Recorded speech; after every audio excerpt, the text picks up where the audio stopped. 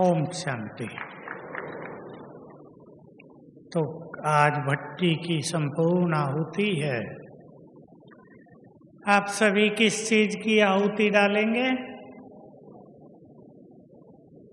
संपूर्ण आहुति जब यज्ञ में होती है तो सब कुछ डाल दिया जाता है। आज एक चीज का दृढ़ संकल्प कर लें सभी, कुमार अधर कुमार, कि हमें आने वाले समय में महान कार्य करने हैं।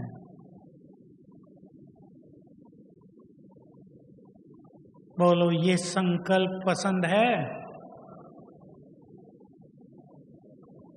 जी तो सभी रहे हैं अपने लिए, अपने परिवारों के लिए, बच्चों के लिए, लेकिन महान वही हैं, इतिहास वही रचते हैं जो संसार के लिए जीते हैं, जो दूसरों को कुछ राह दिखाते हैं, जो दूसरों के काम आते हैं। तो महान कार्य करने हैं। तो जो मैं आहुति की बात कर रहा था वो ये है, व्यर्थ देखना और सुनना, इसकी आहुति डाल दें आज।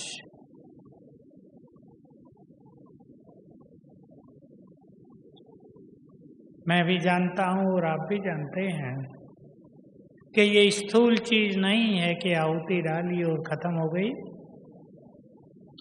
लेकिन अगर हम सच्चे मन से इस संकल्प को अपने अंदर समा लें, न मुझे व्यर्थ देखना है। कहाँ देखते हैं आजकल व्यर्थ? सबकी जेब में है ना? और बाहर कहीं देखने जाने की जरूरत नहीं। और व्यर्थ सुनना, दोनों से स्वयं को बचाना है, क्योंकि महान कार्य करना है। महान कार्य वही करेंगे जिनकी स्थिति महान होगी।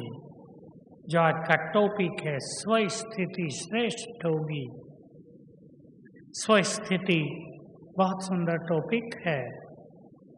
थोड़े में इतना है, भगवानोवाच नोट कर लेंगे, बहुत काम आएगा। स्वस्थिति श्रेष्ठ होगी तो परिस्थितियां स्वतः ही बदल जाएंगी।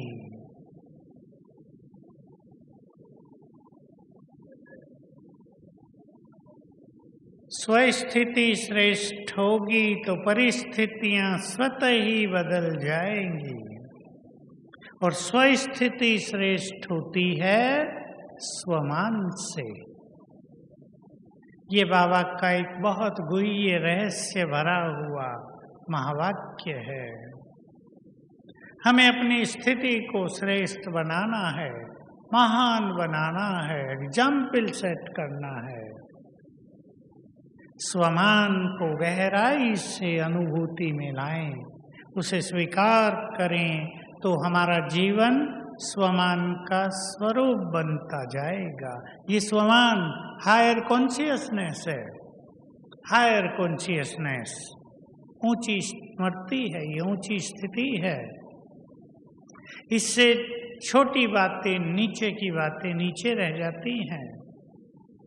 अचल अडोल बनने का भी ये बहुत बड़ा आधार बनता है। मैं अचल अडोल के लिए आपको 4 बातें कह रहा हूं। सब जानते हैं, लेकिन आज से उस पर ध्यान देना है। स्वमान, अमृत वेला बहुत सुंदर अनुभूति,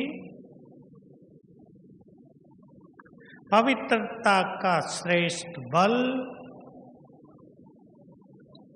और ज्ञान चिंतन का बल। ज्ञान का बल भी बहुत बड़ा बल है। भले ही बल योग का बल ही माना जाता है, जिससे आत्मा पावन बनती है। पर अचल अडोल स्थिति के लिए ज्ञान की सुंदर बातें चिंतन में हो तो एक एक बात हमें एनर्जी देती है। मैं क्लासेज में एक बात कह रहा हूँ कई सालों से। कईयों को वो समझ में आ जाती है, कईयों को याद नहीं रहती। समझ में आना तो सहज है, पर उसे याद रखना बहुत ही काम का है। सुन लें आप ध्यान से। हर संकल्प से एनर्जी जनरेट होती है। हर संकल्प से एनर्जी पैदा होती है। और सबसे सुंदर संकल्प हम ब्राह्मणों के पास ही हैं। न वेदों के विद्वानों के पास, न महामंडलेश्वरों के पास, न शंकराचार्यों के पास। ज्ञान के सुंदर विचार, ज्ञान का चिंतन, चिंतन उसी चीज को सूक्ष्म कर देता है, एनर्जी और पावरफुल मिलने लगती है। आपने जिन्होंने फिजिक्स पढ़ी हो वो जानते हैं, जो चीज जितनी सूक्ष्म है वो उतनी ही पावरफुल है। तो ज्ञान का चिंतन शक्तियों को बहुत श्रेष्ठ बना देता है, सूक्ष्मता आ जाती है।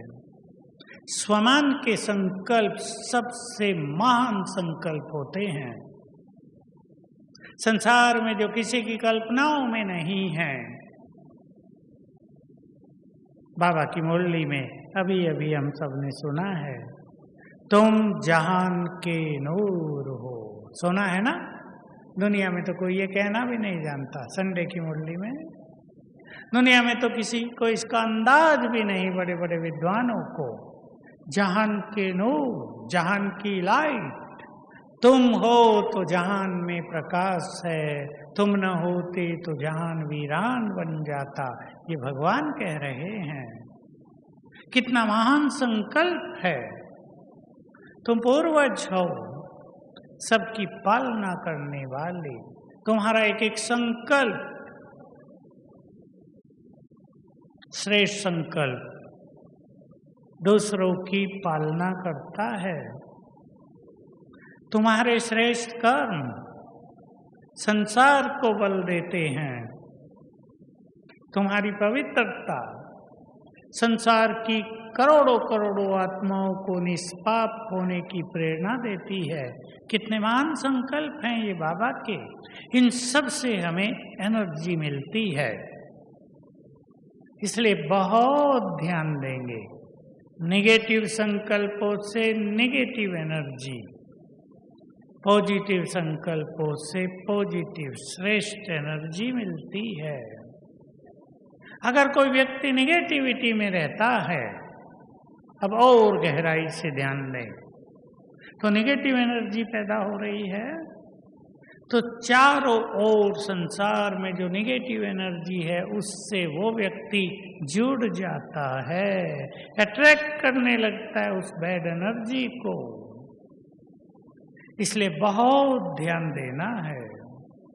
अगर किसी की स्थिति बिगड़ती है तो वो व्यक्ति नेगेटिव एनर्जी से जुड़ जाता है और नेगेटिव एनर्जी उसमें प्रवेश करने लगती है। इसलिए व्यर्थ से अपने को बचाना है। तो दोनों पहलू हम लेकर चलेंगे। श्रेष्ठ स्थिति कैसे बने, उससे अचल अडोल स्थिति कैसे बने। मैंने आपको जो संकल्प दिया वो आपको पसंद तो आ गया, थोड़ा गहराई में उतार दो उसको। लक्ष्य है कि मुझे महान कार्य करने हैं, उसकी तैयारी करनी है। आने वाला समय बहुत ही दर्दनाक और खतरनाक होगा। भारत गोल्डन एज की तरफ भी बढ़ेगा, ये विश्व के लिए लाइट हाउस भी बनेगा और आज की मुरली के अनुसार आबू महान तीर्थ बनेगा। बाबा ने कहा था बॉम्बे से आबू तक भीड़ लगेगी, भीड़ लगेगी। बहुत बड़ा रिवॉल्यूशन होगा इस धरा पर। ज्ञान को सभी पहचानेंगे, भगवान से सभी का नाता जुड़ेगा, सभी पवित्र बनने की इच्छा पैदा करेंगे। अब हमें कहना पड़ता है ना। पवित्र बनने की श्रेष्ठ प्रेरणा अंदर में जागृत हो जाएगी हर आत्मा के। इसलिए सभी, आप चाहे कुमार हैं चाहे अधर कुमार हैं, अपनी प्योरिटी को स्ट्रोंग करते चलें। मैं छोटी सी विधि आपके सामने रख रहा हूँ। एक तो स्वमान। स्वमान में मैं एक महान आत्मा हूँ, पवित्रता का फरिश्ता हूँ, मास्टर सर्वशक्तिवान हूँ। ये स्वमान विशेष रूप से अभ्यास करेंगे। मैंने परम पवित्र आत्मा नहीं कहा है सोच समझकर, क्योंकि कभी कभी बहुतों के साथ ये होता है। जब वो अभ्यास करते हैं मैं परम पवित्र आत्मा हूँ, तो इम्प्योरिटी जागृत हो जाती है और वो उन्हें परेशान कर देती है। इसका प्रयोग दूसरा करेंगे। सभी को आँख खुलते ही और सोने से पहले पानी को चार्ज करके पीना है। इसी संकल्प से पानी को दृष्टि देंगे 7 बार या उससे भी ज्यादा। मैं परम पवित्र आत्मा हूँ, ये संकल्प करेंगे। रात को 21 बार करो संकल्प, पानी को दृष्टि देकर पी लो। क्यों जरूरी है? क्योंकि इम्प्योरिटी जैसे आत्मा में है, इम्प्योरिटी जैसे मन बुद्धि संस्कारों में है, वैसे इम्प्योरिटी मनुष्य के शरीर में भी बहुत है। अपवित्रता से शरीर बना है, शरीर का अंग अंग भी क्रिमिनल है बहुतों का। शरीर में 70% पानी बह रहा है, वो पानी भी दूषित है।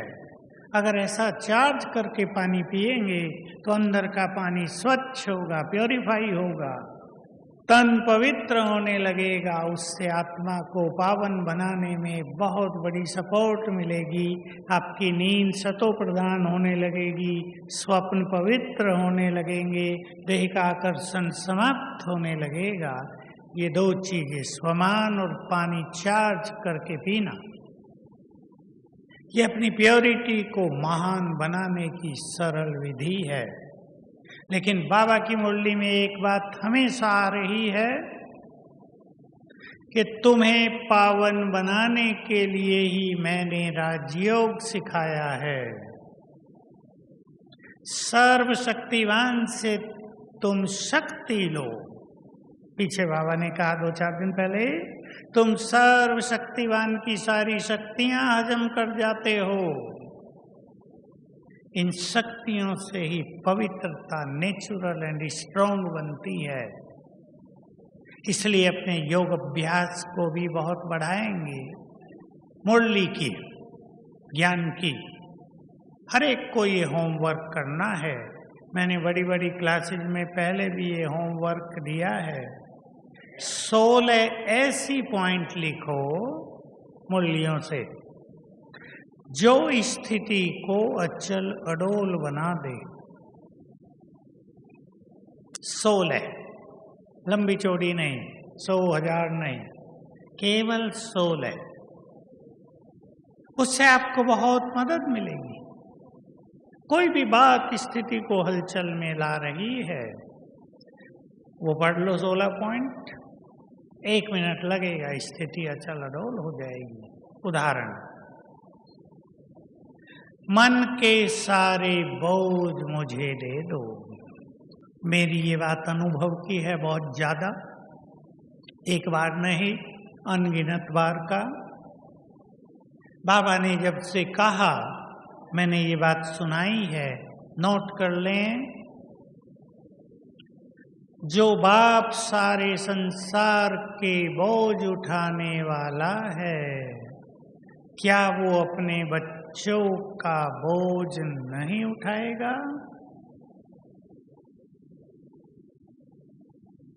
कितनी सुंदर बात है। याद करते ही मन हल्का हो जाएगा। लो, हम क्यों बोझ लें? जिसका बोझ हरने के लिए स्वयं भगवान आ गया हो, वो क्यों बोझ लिए घूमेंगे?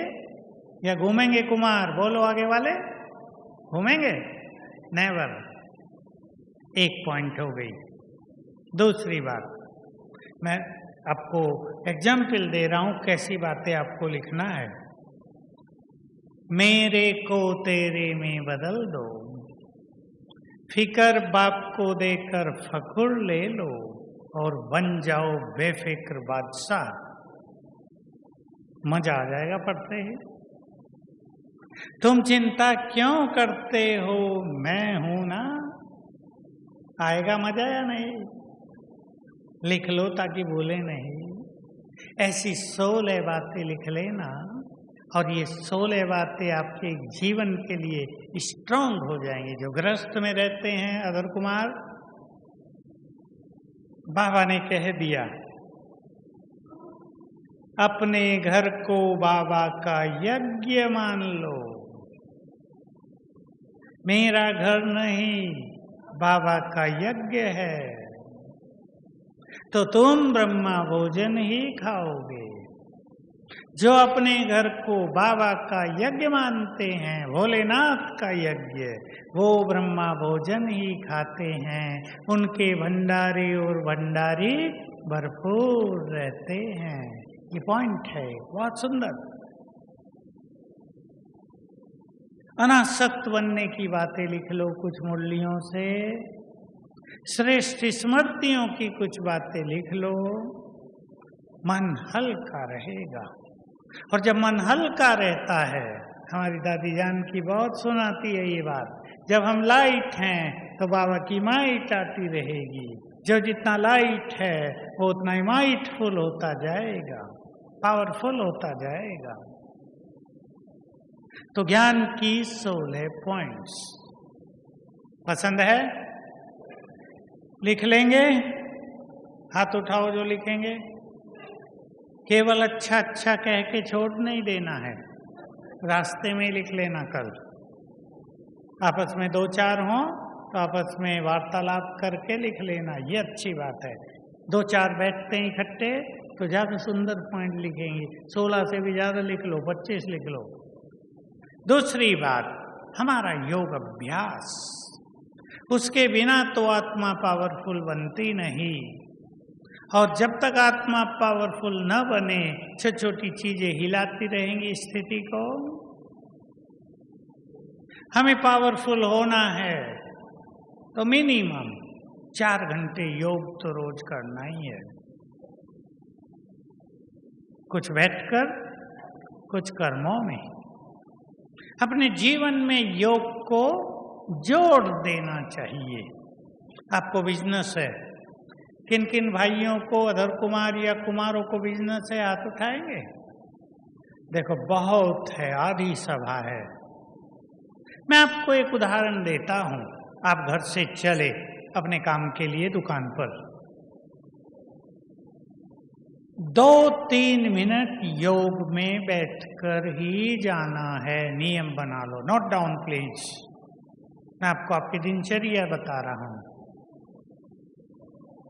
अच्छे संकल्प करो उस योग में, बाबा मेरे साथ है, आज कदम कदम पर मुझे सफलता प्राप्त होगी, आज का दिन निर्विघ्न बीतेगा, आज मेरे साथ सब कुछ बहुत अच्छा होगा।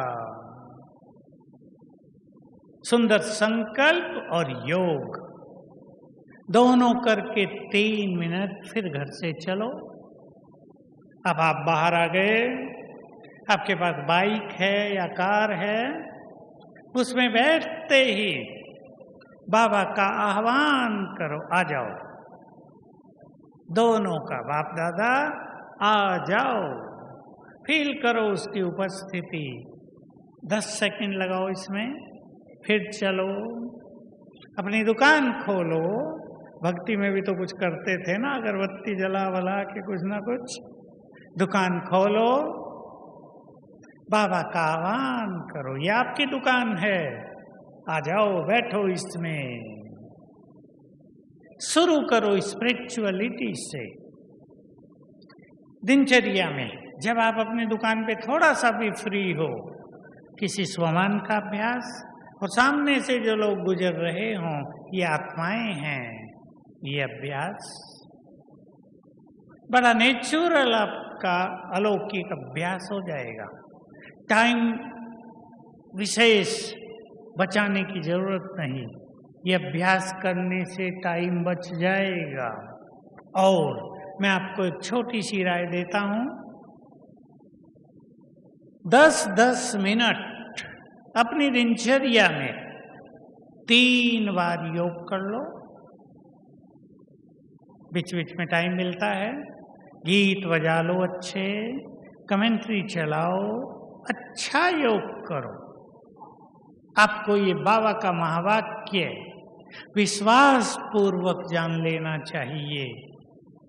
अगर हम बीच बीच में योग करेंगे तो 2 घंटे का काम 1.5 घंटे में ही हो जाएगा।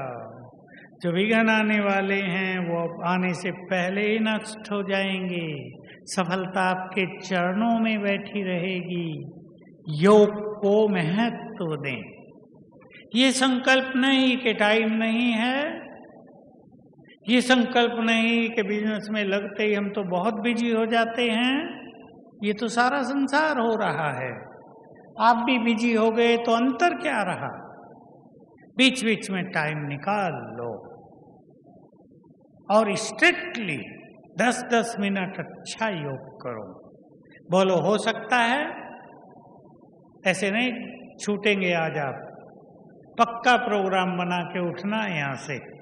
3 बार अभी अभी सेट कर लो, इस टाइम योग कर लेंगे। हर एक अलग अलग कर सकता है। अमृत वेला सुंदर होना चाहिए। मैंने कई जगह क्लासेस में ये बात करा दी है। 5 भागों में बांट लो अमृत वेले को। मैं थोड़े में फिर बता देता हूं,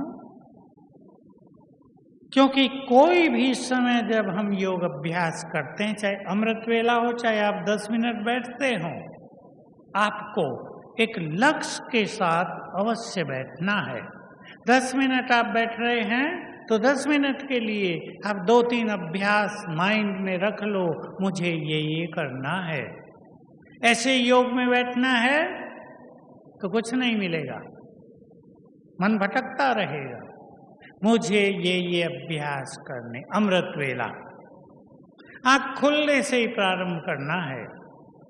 बाबा को गुड मॉर्निंग करो, उसके आशीर्वाद का हाथ मेरे सिर पर आ गया, ये पहली अनुभूति।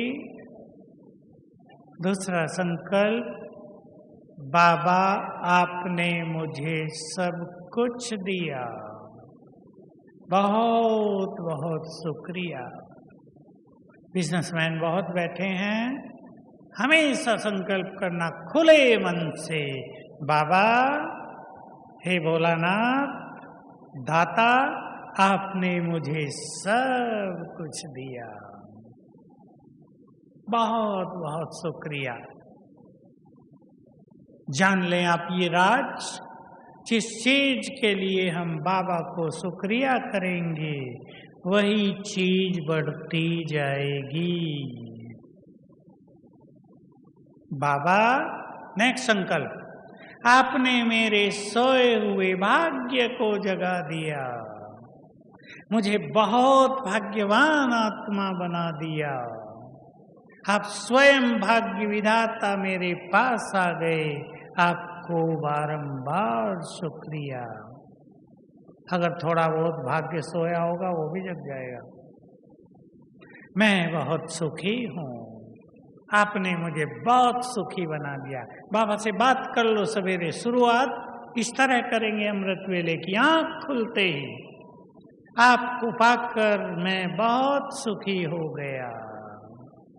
जिंदगी की यात्रा में आप मेरे साथी बन गए, हम तो अकेले थे, आप खुदा दोस्त बन गए, आपको बहुत बहुत शुक्रिया।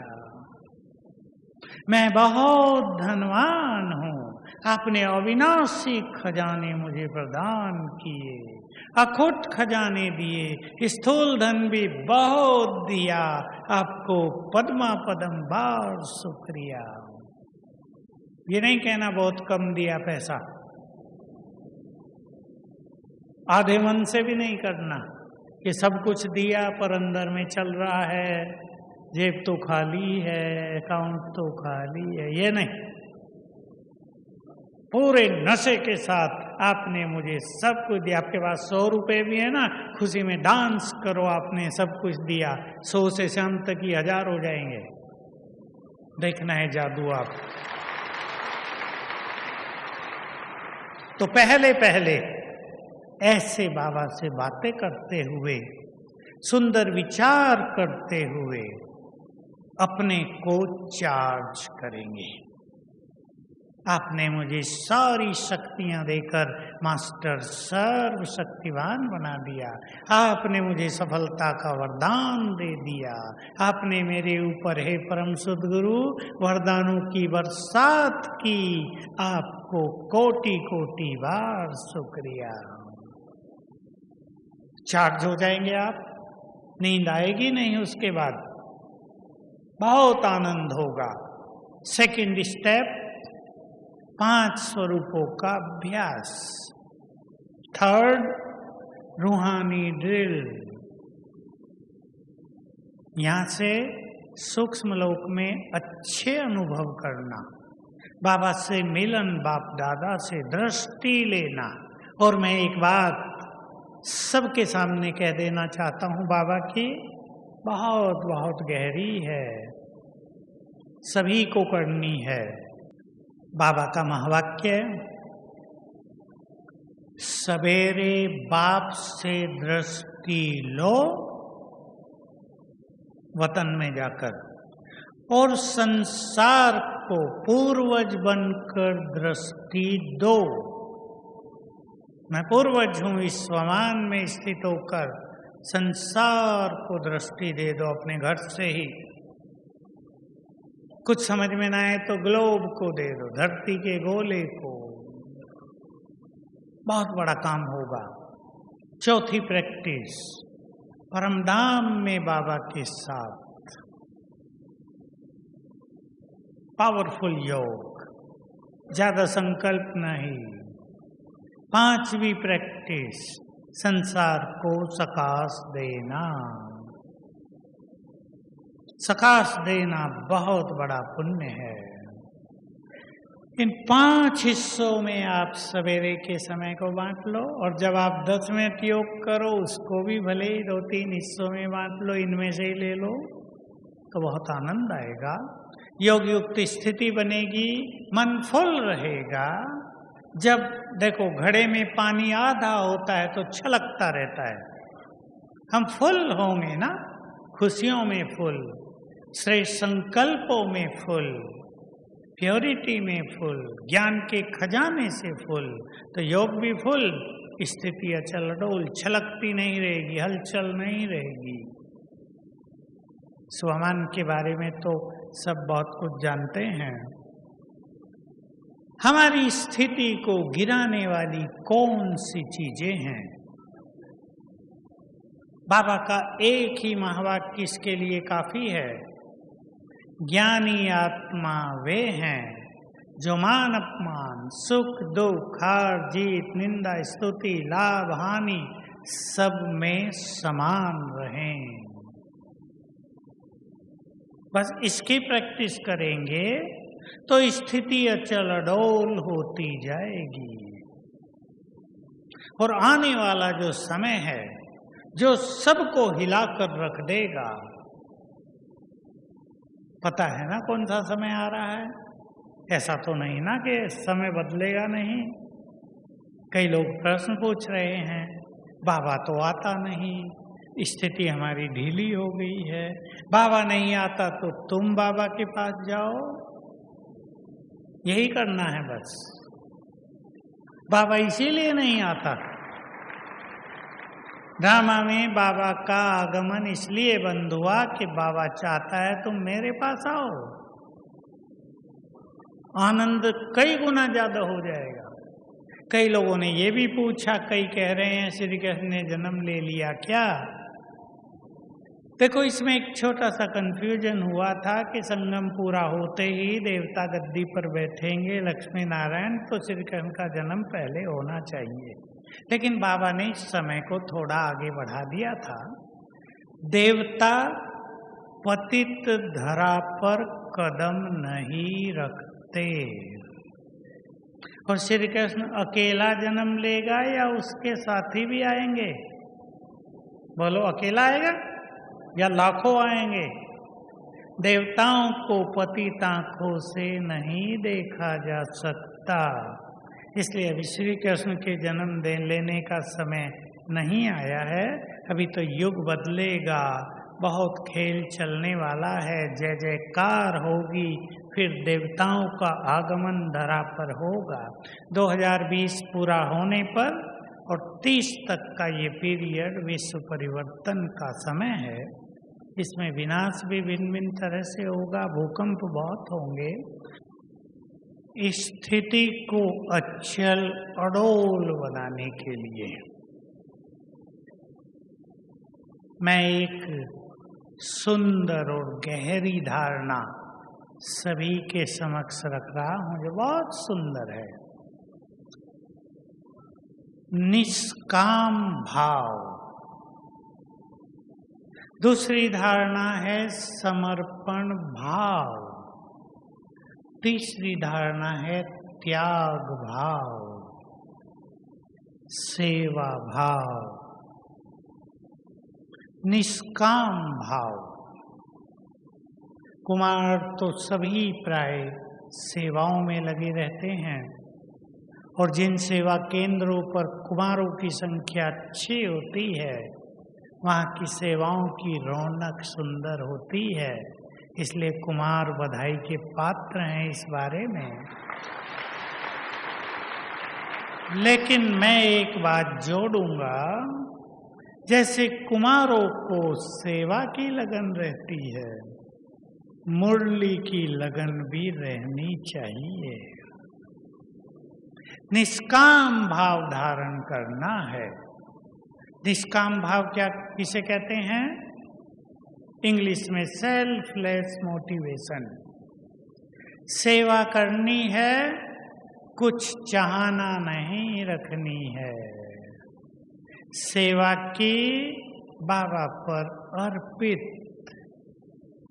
सेवाओं का दिखावा करना, सेवाओं का वर्णन करना, सेवाओं की मांग करना, सेवाओं में टकराव में आ जाना, इससे स्थिति स्ट्रॉन्ग नहीं बनती है। सभी ध्यान देंगे निष्काम। मैं एक भाई का उदाहरण देता हूँ। अदर कुमार, पैसे वाला, एक जगह में गया, सेंटर बहुत बड़ा बनाया था। मैंने बहनों से पूछा, बहुत पैसा खर्च हुआ है, किस किसने मदद की होगी आपको? तो कहा, देखो ये लाइन में खड़े हैं ना, नाश्ता ले रहे हैं, मुझे इशारे से कहा वो जो भाई है ना, उसने सबसे ज्यादा मदद की है। तो अंगुली फट से नीचे कर ली कि वो मुझे देख न ले कि मैं उसका परिचय करा रही हूँ। मैंने कहा, क्यों? उसको बुलाओ ना, मेरे से तो मिलाओ। उसने मना किया है। ये बात मेरी किसी को नहीं बतानी है। ये ग्रेटनेस है ना, ये मानता है।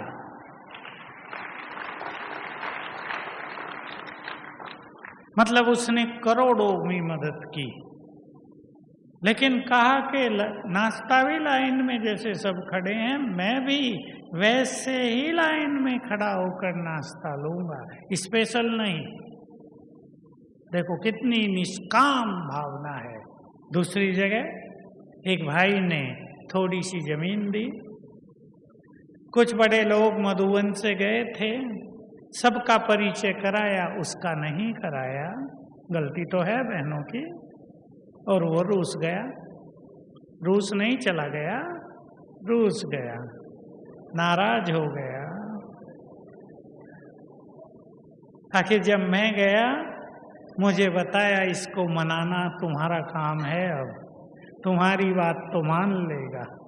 आखिर मैंने कहा मान लिया, उसने फिर से आ गया, नहीं तो सब छोड़ दिया था।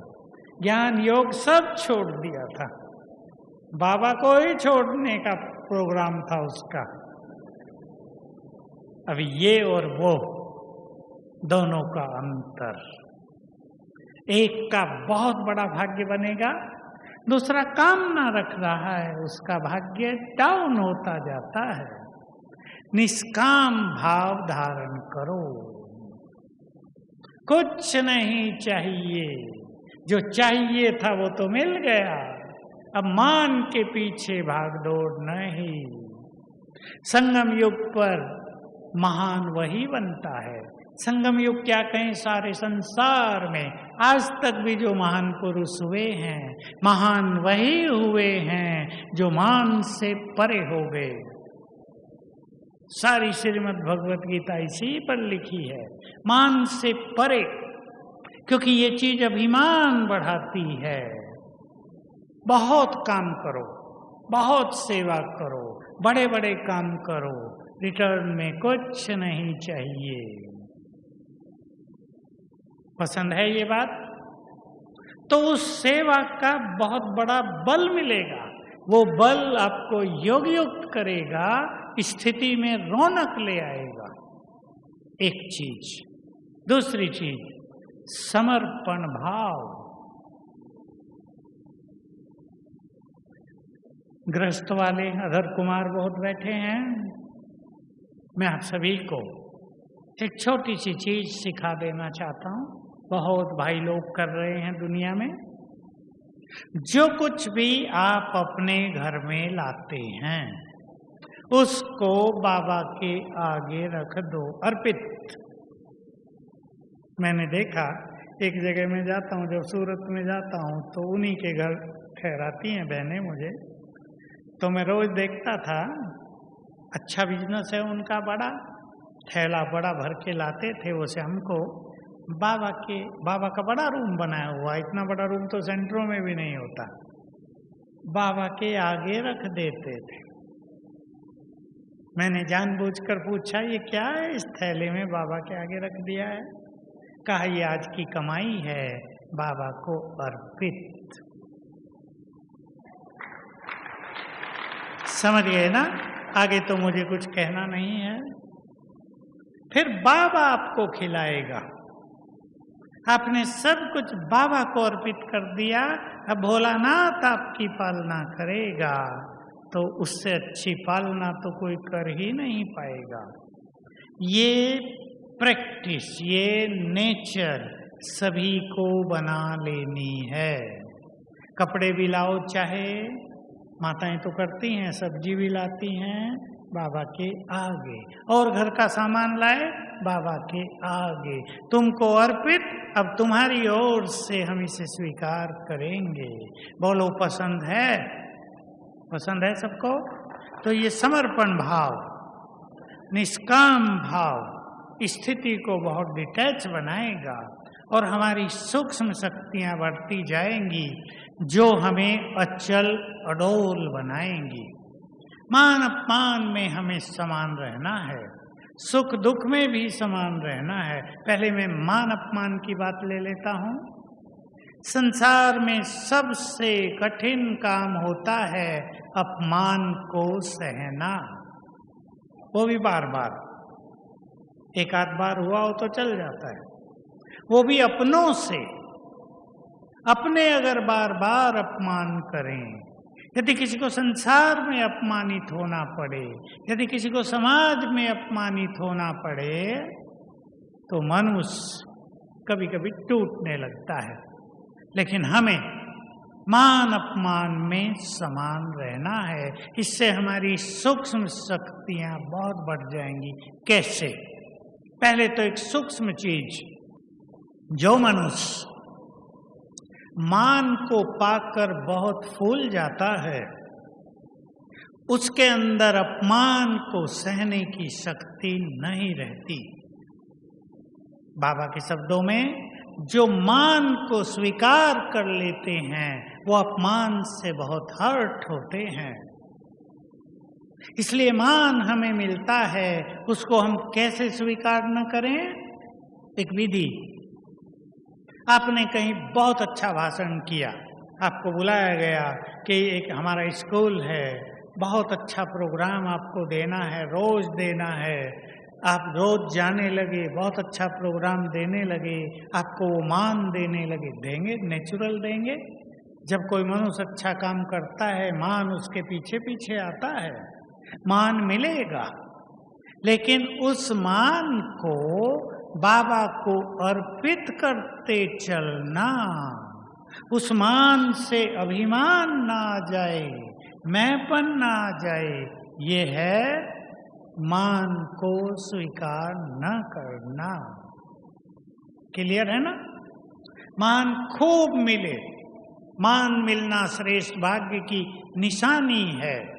हम जितना अच्छा कार्य करेंगे उतने मान के पात्र बनेंगे। सारा संसार हमें मान देगा, परंतु साथ साथ बाबा को अर्पित। मान हमें अभिमान में न ले आए तो अपमान को सहना हमारे लिए खेल होगा। फिर हम ये करेंगे, जब कोई अपमान की बात आएगी वो भी बाबा को अर्पित, तब ये शक्ति हम में आ जाएगी। और हमेशा अपने मन को तैयार कर लेना है कि मान मिलता है तो अपमान भी मिलेगा।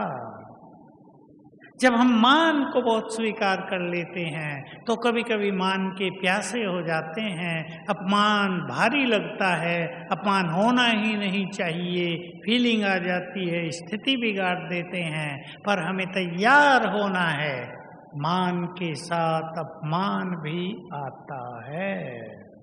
संसार में ऐसा कोई नहीं हुआ जिसको केवल मान मान मिला हो, अपमान न मिला हो। लेकिन जो स्वमान में बहुत रहते हैं उनको अपमान अपमान फील नहीं होता। बाबा का महावाक्य, जिनमें देह अभिमान बहुत ज्यादा है उन्हें ही अपमान की फीलिंग ज्यादा आती है। इसलिए स्वमान में रहने वालों को वैसे तो अपमान मिलेगा नहीं, और अगर मिल भी गया तो सहज पार हो जाएंगे, उससे उनकी स्थिति नहीं बिगड़ेगी। निंदा, निंदा और महिमा, ठीक यही सिद्धांत इन दोनों के पीछे है। आप अच्छा काम करेंगे, लोग अप्रिशिएट करेंगे, प्रशंसा होगी, लेकिन उसको भी बाबा को अर्पित कर देना। प्रशंसा हमारे अभिमान को बढ़ा ना दे। और ये याद रखना है, संसार में जितने भी महान पुरुष आज तक हुए, ऐसा कोई नहीं हुआ जिसको निंदा का जहर न पीना पड़ा हो। जो जितना बड़ा हुआ उसकी लोगों ने निंदा की, क्योंकि जो मनुष्य महान कार्य करेगा उसे जरा सी भी गलती हो जाए तो लोग उसको उछालने लगेंगे। इसलिए निंदा भी होगी, स्वीकार कर लें, हल्का लें, लाइटली लें। आपके बच्चे भी आपकी निंदा कर सकते हैं, आपके बच्चे भी आपके सामने परीक्षा बन सकते हैं, आपके फैमिली के मेंबर भी आपको अपमानित कर सकते हैं। इन सब चीजों को स्वीकार कर लें और साथ में याद रखें, जिनको भगवान आगे बढ़ा रहा हो उन्हें संसार क्या रोकेगा। ठीक बात है ना? बाबा ब्रह्मा को रोक पाया क्या संसार? वो तो अकेले थे तब, अब तो हमारे साथी लाखों हैं। वो तो अकेले थे, उनके साथ तो कोई ऐसा भी नहीं था जिसको बाबा शेयर कर लें अपनी बात कि मन भारी हो गया तो वही से हल्का तो कर लूं दो चार बात करके। नो वन, अकेले थे। पर भगवान जिसको आगे बढ़ाता हो, संसार की समस्त शक्तियां भी उसको रोक नहीं सकती। इसलिए बाबा का एक पावरफुल महावाक्य सुन लें आप, बहुत पावरफुल है, आपको मजा आ जाएगा और स्थिति अचल अडोल भी हो जाएगी। बाबा ने कहा था, सारे संसार की अक्षौणी सेनाएं एक तरफ हों और तुम अकेले दूसरी तरफ, तो भी विजय तुम्हारी ही होगी, क्योंकि सर्वशक्तिवान तुम्हारे साथ है। अचल अडोल हो जाएं हम सब। संसार की कोई शक्ति हमें हरा नहीं सकती, गिरा नहीं सकती। सर्वशक्तिवान साथ दे रहा है। ये बात अपने अंतर मन की गहराई में समा लें। लाभ हानि, बहुत बड़ा प्रश्न आता है बिजनेसमैन के सामने। लाभ के लिए ही मनुष्य बिजनेस करता है, लेकिन हानि होने लगे, कर्ज हो जाए, लोग आपको धोखा दें, जो आजकल कलयुग का सिस्टम बन गया है। मैं सभी बिजनेसमैन को सावधान करता रहता हूँ। मेरे पास आते हैं, अपने ही साथी को इतने लाख दे दिए थे, अब वो देने का नाम नहीं लेता, फोन ही बंद कर दिया, सिम बदल लिया है। इसलिए किसी को भी यदि आप बहुत ज्यादा पैसा दे रहे हैं, थोड़ा सोच समझ कर, बुद्धिमानी के साथ, थोड़ी लिखा पढ़ी भी करके, क्योंकि आजकल बहुत लोगों की मेंटलिटी हो गई है देना नहीं है। मैं ठीक कहता हूं या नहीं? बिजनेस वाले बैठे हैं सामने सामने, बहुतों का हो गया है, अरे इनके पास तो बहुत है, क्या दे के करेंगे। कॉमन विचार बन गया लोगों का। ऐसे में आप अपनी स्थिति को बिगाड़ डालें, सारा अलौकिक ज्ञान और योग मिस करने लगे। क्योंकि जब ऐसा हो जाता है, मनुष्य ज्यादा सोता है। सवेरे क्यों नहीं उठे? बहन जी बहुत समस्याएं हैं। अरे समस्याएं हैं तो जल्दी उठना चाहिए, पर समस्याएं सुला रही हैं। बाबा कहा करते थे ये बात, बीमार हो, देखो मैंने भी सीख ली थी। उस समय की बात है जब यज्ञ में न तो बीमारियों के लिए पैसा होता था, तो दवाइयाँ होती थी, न डॉक्टर होते थे। तो कोई कहता था कि मुझे बुखार बहुत था इसलिए आज सवेरे नहीं उठे, मुरली में भी नहीं आए, बुखार बहुत था। बाबा कहते थे सवेरे उठते तो बुखार ठीक हो जाता, अगर मुरली में आ गए होते तो ये बीमारी खत्म हो जाती। और यही सत्य था, क्योंकि परमात्म दुआएं मिल जाती हैं। दुआएं बहुत बड़ी चीज हैं, ये भी स्थिति में बल भरती हैं। मैं आपको दुआओं की एक बात बता दूं जो मुझे बहुत अच्छी लगी। अब कुछ समय पहले एक मासी हुआ मैं ग्वालियर गया, बहुत अच्छी सेवाएं हैं। एक डॉक्टर बड़े अपने घर ले गए, बहुत फेमस डॉक्टर, कई मकान बना लिए, पैसा बहुत हो गया। कॉलोनी वाले खड़े थे, मुझे कहने लगे डॉक्टर साहब हमसे कोई पैसा नहीं लेते, सोनोग्राफी भी करते हैं, एक्सरे भी कर देते हैं, सारी दवाइयाँ भी फ्री दे देते हैं, पैसा ही नहीं लेते। मैंने कहा डॉक्टर साहब पैसा नहीं लेते? देखो कितना अच्छा उत्तर था, विज्ञान में थोड़े थोड़े। कहा मुझे तो अब दुआओं का खजाना जमा करना है। मुझे ऐसे लोग मिलते ही रहते हैं। कल परसों मैं यही था जोधपुर में, वहां भी एक ऐसा ही व्यक्ति मिला। अभी हमें दुआएं कमानी हैं, क्योंकि दुआएं मनुष्य के सच्चे मित्र हैं। समय पर दुआएं बहुत काम आएंगी, और हमें तो दुआएं मिल रही हैं स्वयं परम सद्गुरु भगवान की। इसलिए सवेरे उठकर मुरली का आनंद लेना सभी बीमारियों से मुक्त होने की विधि है। तो लाभ और हानि बिजनेस वाले जानते हैं। लाभ के लिए तो बिजनेस कर रहे हैं, पर कभी लॉस भी हो जाता है। स्थिति नहीं बिगड़ेगी तो लॉस पुनः प्रॉफिट में बदल जाएगा। ये बात याद रखना। और आपको यहाँ बार बार बताया गया होगा, बाबा को अपना पार्टनर बना लो। बाबा तो पार्टनर है, सब कुछ संभालता रहेगा। उसे खुदा दोस्त भी बना लो और अपना पार्टनर भी बनाओ। तो ये जो डिफरेंट अपोजिट पेयर्स हैं, सुख दुख लाभ हानि मान अपमान निंदा स्तुति, इनमें भी हमें समान रहना है तो बहुत स्ट्रांग बन जाएंगे। तो ज्ञान का बल, प्योरिटी का बल, स्वमान का बल और अमृत वेले का बल, इनको लेकर हम अपनी स्वस्थिति को महान बनाते चलें। और अचल अडोल स्थिति की डेफिनेशन है किसी की बातों का, किसी घटना का, किसी परिस्थिति का प्रभाव स्थिति को बिगाड़े नहीं। ऊंची स्थिति है ये, धीरे धीरे बनेगी। निराश होने की बात नहीं कि हमारी बनती नहीं है। हम अच्छे अच्छे अभ्यास करते चलें तो हमारी स्थिति भी श्रेष्ठ होती चलेगी। तो आप सब यहाँ आए हैं, भट्टी आप सब ने पूर्ण की। मैं एक बात आप सबको कहना चाहूँगा,